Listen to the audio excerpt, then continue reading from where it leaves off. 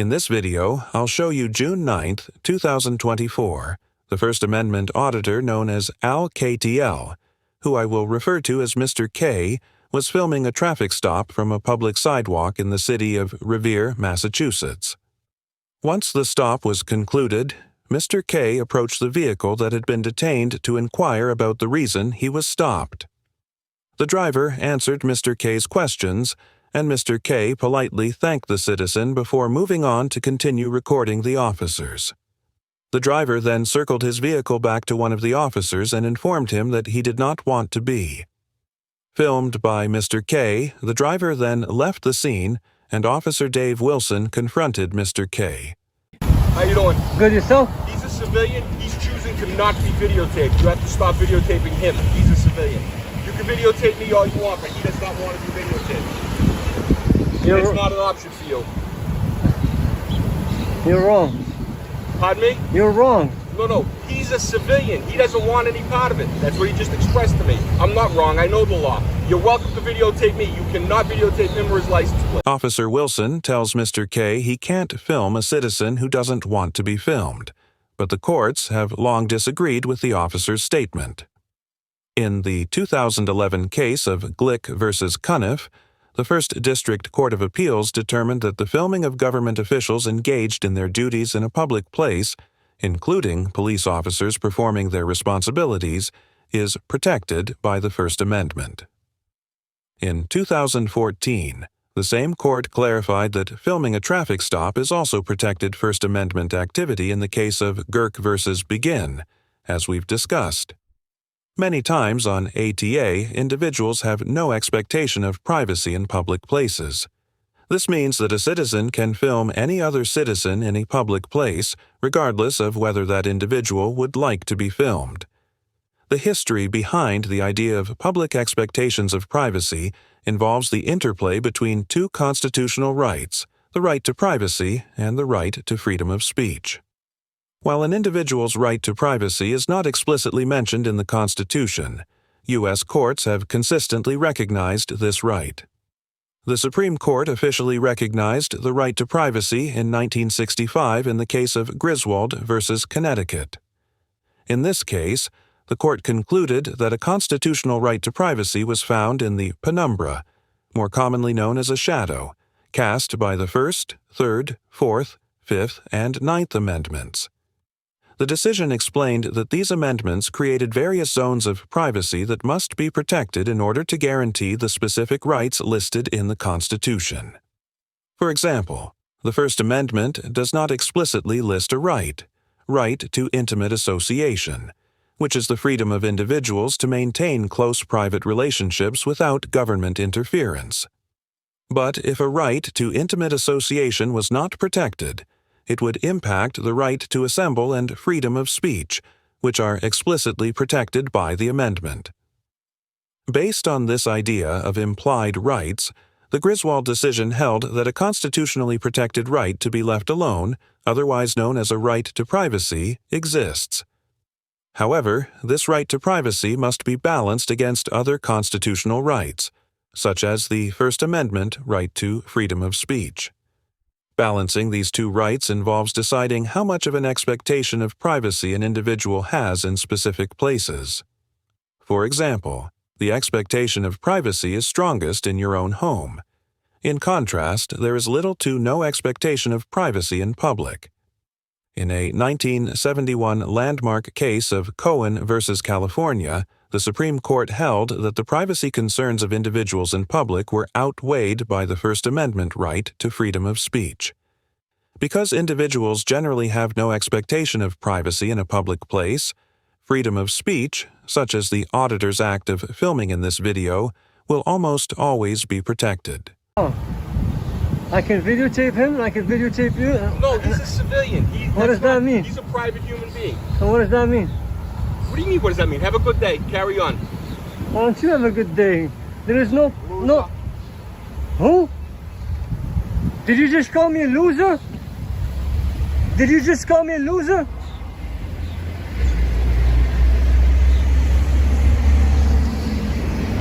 What's your name and badge number? Did you just call me a loser? License and registration, please. What's your ID? Did you just call me a loser? You just approached the cruiser after I asked you not to. Do you have an ID on you, please, sir? Did you just call me a loser? Do you have an ID on you, sir?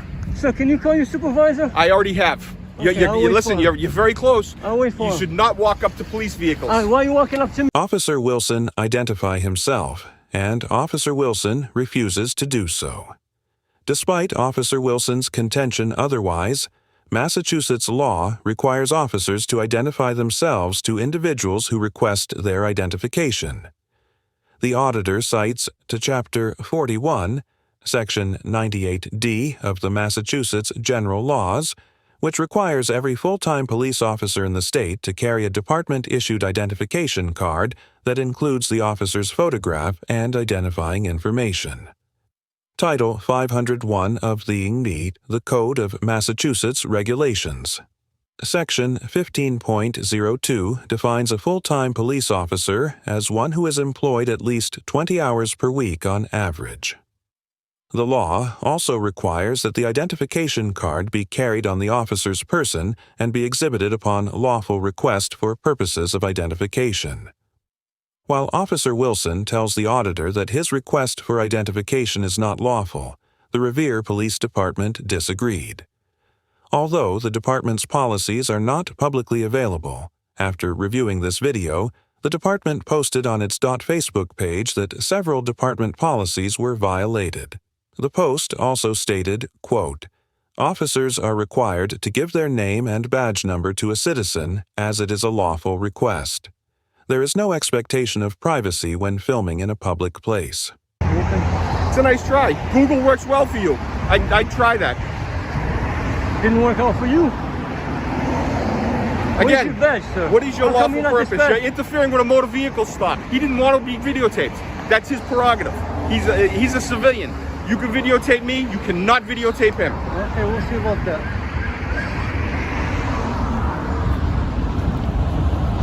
So now we have an unmarked vehicle. You may not videotape civilians who don't want to be videotaped. The guy is gone, so there's no... Well, no... he expressed to me he does not want to be videotaped. Hi. Can you stop approaching me? Can you stop Pardon me? walking behind me? Pardon me?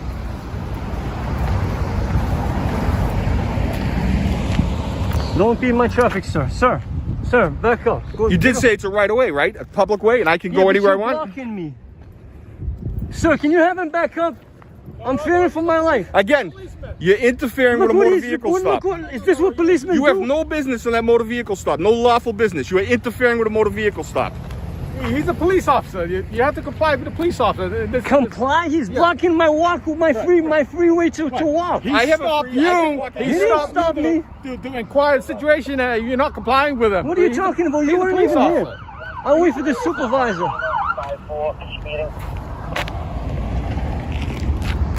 Wow, nothing to do in Revere? I'll wait for the Civilian supervisor. does not want to be videotaped. You cannot videotape him. It's illegal. You have nothing to do. What law is that? Can you state the law? That I can't. Pardon me? Can I you state the law? No, I don't have to state the law. I can tell you You that don't know if can this doesn't videotape. exist. What happened? He does not want to be videotaped. He pulled up and asked me. He said, "Please have him remove me from that video. I do not want to be videotaped." Okay? That's his lawful business. So what are you saying? I'm trying to impart to you that what's you the need crime? to delete that application. He was not. It was a lawful motor vehicle Where is stop, the and he victim? chose to not Where is be the videotaped. victim? Is there a victim here? How's this work? Again, I have no idea who he is. Just walked up and interfered with a motor vehicle stop. he is. I know exactly who Just chose to interfere with a motor vehicle stop. The gentleman in the motor vehicle stop did not want to be videotaped. He expressed that. He was very articulate about it. You lawfully could be arrested for interfering, right?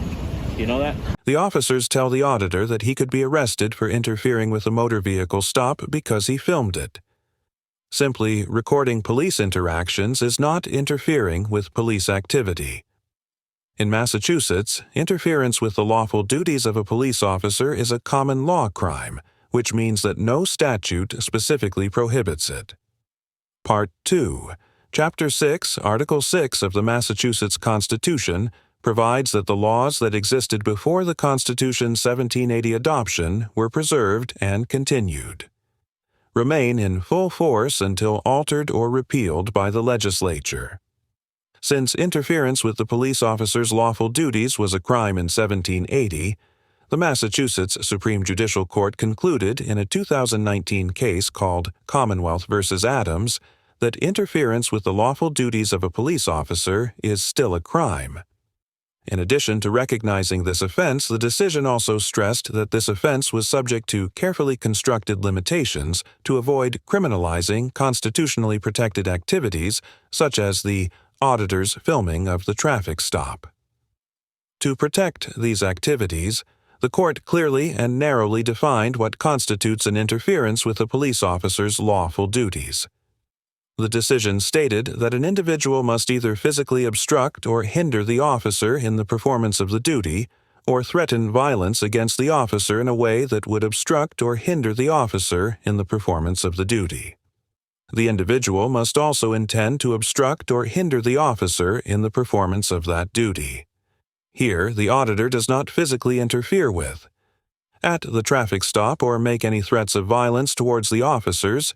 He simply engages in the constitutionally protected activity of recording a traffic stop and does so from a distance. Interfere. Explain to me, how did I interfere? He asked not to be videotaped very respectfully. That is not allowed. There is no expectation of privacy in public, sir. You're totally Listen, wrong. you're videotaping a civilian. You are totally wrong. See, there's a camera right there. Doesn't matter. What's the big deal? Is. Are you enjoying this? What are you talking about? Wow, there must be no crime in Revere to have 7. Why don't you go home? Why don't you go home? Trust me, I'm going to be here before you until you leave. All y'all going to leave. After exchanging several choice words, the officers eventually left the scene, and Mr. K was allowed to continue recording without further incident. Following the encounter, Mr. K went to the Revere Police Department to file a complaint against the officers, but Lieutenant DeSchulte refused to allow him to file a formal complaint and insisted that the only disciplinary action that would be taken would be in the form of informal reprimand. Mr. K left the department without being allowed to speak to anyone from Internal Affairs. After the video was posted to YouTube, the department was flooded with calls and emails from concerned citizens, and the department went on to release a statement via Facebook confirming that an investigation into the incident was underway and encouraging citizens to contact the department if they witnessed misconduct. The department later updated the statement and admitted that several policy violations had occurred during the encounter, and ensuring the public that Revere Police Chief James R. Guido had taken disciplinary action against officers involved. Overall, Officer Wilson and the Revere Police Department get an F for displaying a fundamental misunderstanding of the First Amendment, maintaining a hostile and confrontational attitude throughout the encounter, and for threatening Mr. K with arrest when he had not committed any crimes. This interaction was perhaps one of the most egregious displays of constitutional ignorance I have covered on this channel, and it is difficult to understand how Officer Wilson was not terminated for his conduct. Not only was Officer Wilson's conduct a clear attempt to violate Mr. K's constitutional, the officer's refusal to identify himself literally violated the law. The department's response to the situation was far from adequate, and their refusal to take appropriate action against the officers involved is contrary to the message they attempted to convey in their statement. What the department proved in their statement was that officers who break the law and intimidate citizens will be allowed to continue serving on the force even when they display grossly incompetent behavior. There is absolutely no excuse for Officer Wilson's conduct and the department. Department's complacency will only serve to exacerbate this type of behavior from other officers. If there were a lower grade than an F on the ATA grading scale, then it would certainly apply in this encounter. And Officer Wilson and the Revere Police Department represent everything that is wrong with the paradigm of American policing. Mr. K gets an A- because although he could have invoked his right to remain silent more effectively, he remained relatively calm and collected throughout the encounter, refused to back down from Officer Wilson's intimidation, and invoked his rights accurately and appropriately. At no point during this interaction did Mr. K commit a crime, but that did not stop Officer Wilson from attempting to criminalize everything Mr. K did. Mr. K seemed very well informed of his rights and the laws of his state, and it is safe to assume that he did his due diligence before conducting this audit. Mr. K also made a legitimate effort to follow the proper channels for filing a complaint and was utterly shut down, and it is interesting that the department failed to acknowledge that part of the interaction. As mentioned before, there were moments where Mr. K could have invoked his right to remain silent, but considering Officer Wilson's conduct, it's easy to see why that was difficult to do. I commend Mr. K for displaying an intimate understanding of his state's laws and handling this encounter tactfully. Thank you very much for watching the video. Subscribe our channel for next video.